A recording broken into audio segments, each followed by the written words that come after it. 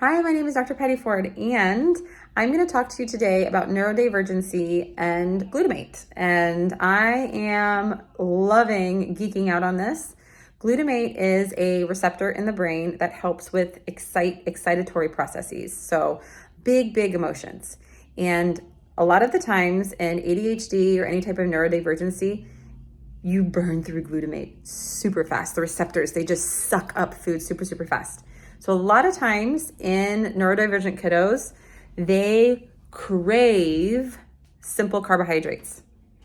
And in the dieting space, or sometimes in parenting spaces with autism, it's take away the sugar because that causes more autism, or sugar is bad, or sugar causes hyperactivity.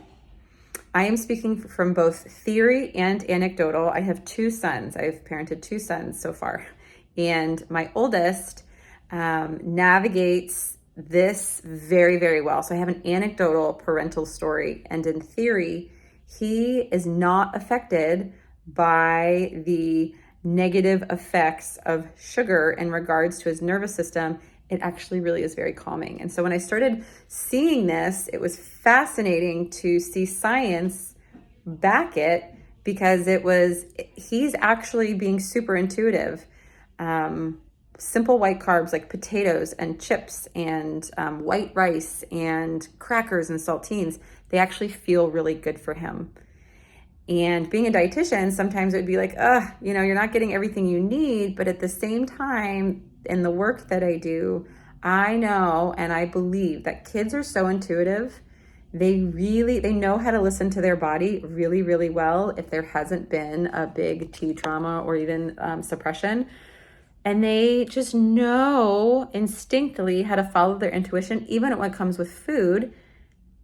Let them, with a little structure. You want a little structure. They can't go ham all the time, but a little structure. And I want to challenge, or maybe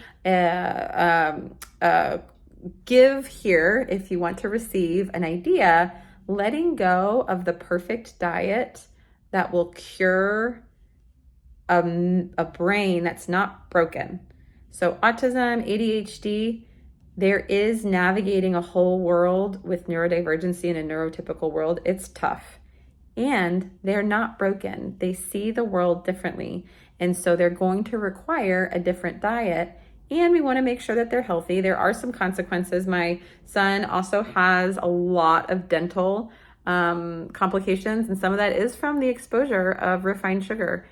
And we have really good dental insurance, and so we're going to fix it. And we're also going to make sure that he has a good dental hygiene and doing all the things. But the way that his brain is set up, he does really well in certain things. And so what I find fascinating is sometimes we have people following blood type diets and all of these things where we look at the biology of our body and eat according to that. I think it's okay to look at neurodivergency as what's happening in the brain is the glutamate receptors are really using fuel at an exceptional fast rate.